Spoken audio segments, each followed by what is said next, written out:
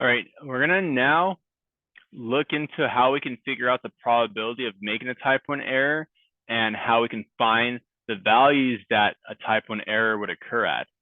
So we're gonna use the same example for this one with the fast food problem that we just we're dealing with. So we have that the null hypothesis is that the true proportion is 0.63, and the alternative is that it's less than 0.63, where P is the true proportion of drive-through customers who have to wait more than 2 minutes to get their food. And let's say the manager decided to carry out a test with a random sample of 250 orders using a significance level of 0.1 for alpha. So we want to find the probability of making a type 1 error and at what values it occurs at. So first, let's just inspect to make sure that this is indeed a normal distribution.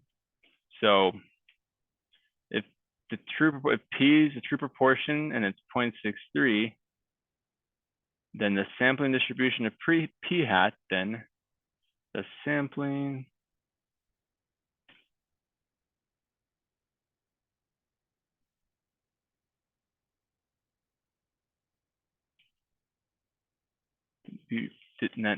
distribution of P hat will be, we got to inspect the shape, center, and spread. So the shape, for that, we're going to look at the large counts condition. We're going to see that it's met. So we want to make sure that N times P and that N times 1 minus P, that they're both at least 10. That they're both going to be at least 10.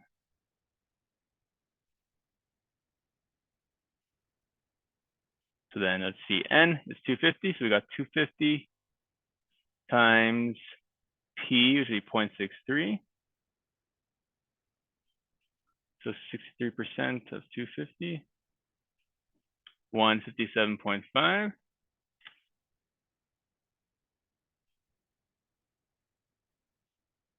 And that will make N times 1 minus 250, or N times 1 minus 0.63. Whatever you have to add that to get to 250, which would be 93 point, or 92.5, right? Let me double check. 250 times 0.37. Yeah, 92.5.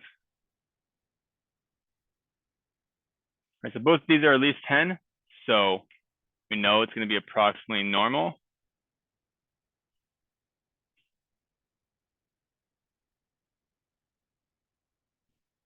We're reviewing what we learned in chapter 7. Now let's check the center. We learn again that the mean of the sampling distribution of P hat is going to be equal to the population proportion, P. So the mean of this distribution, or the center of this distribution, which will be the mean of the sampling distribution of P hat, will be 0.63 as well. And then the spread, what the standard deviation will be. So we want to check the 10% condition. The 10% condition. Want to make sure the sample is no more than 10% of the population. So N is 250. Want to make sure that's not any more than 1/10 of N. So we want to make sure that N is at least, is doing mental math, and it has to be at least 2,500. N is greater than 2,500. That's reasonable to say because this is a fast food restaurant. And so with this, we can find the standard deviation of the sampling distribution of P hat, which we learned to be square root of P times 1 minus P all over N. So we're going to have 0.63 times 1 minus 0.63.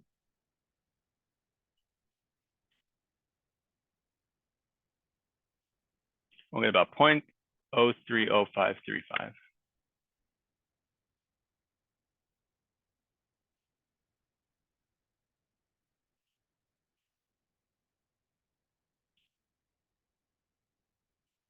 All right, so now let's draw a sketch of this. So we have a normal distribution.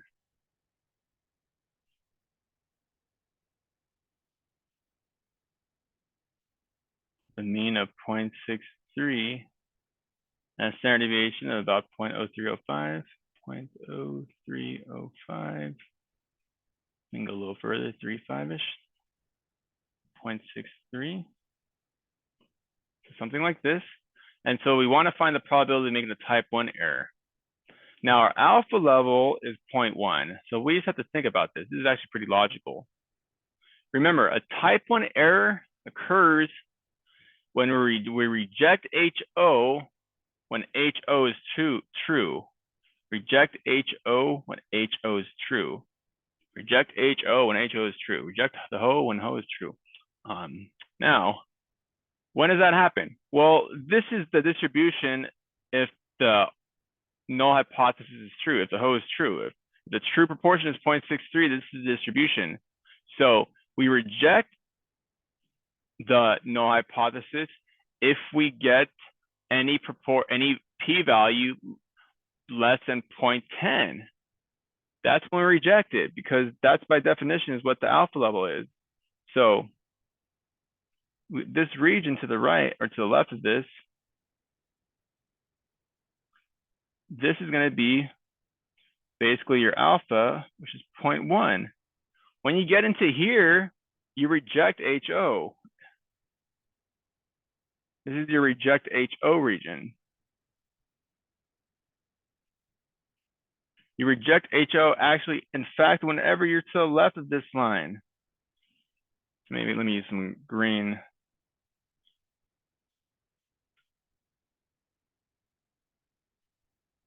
Whenever you're to the left of this line, you reject HO.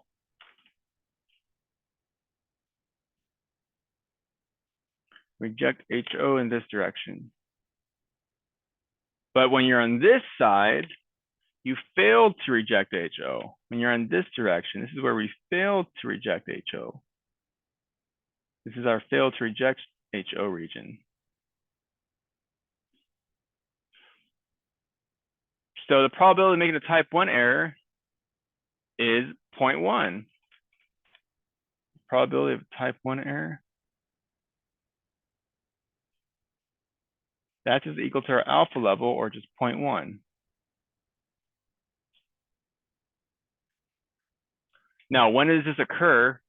So we want to find essentially the p-hat value, the sample proportion that occurs 10% of the time. So we already know the mean and the standard deviation of this distribution. So we can just use the inverse norm technology with our calculator, or we can work backwards by hand. I prefer this way though. Go to distribution, inverse norm, area to the left, 0.1, followed by the mean, 0.63, followed by the standard deviation, 0.030535. And it gives us a p-hat value of about 0.5908.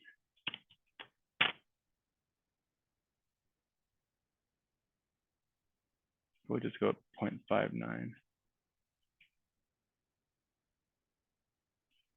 So we reject HO, or we start making a type 1 error when we get sample proportions of 0.59 or less.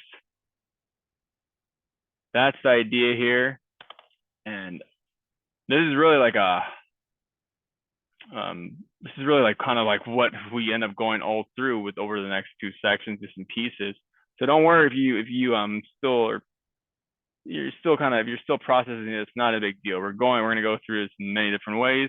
So no biggie. So I hope that helps, and just make sure to practice with this stuff. So good luck.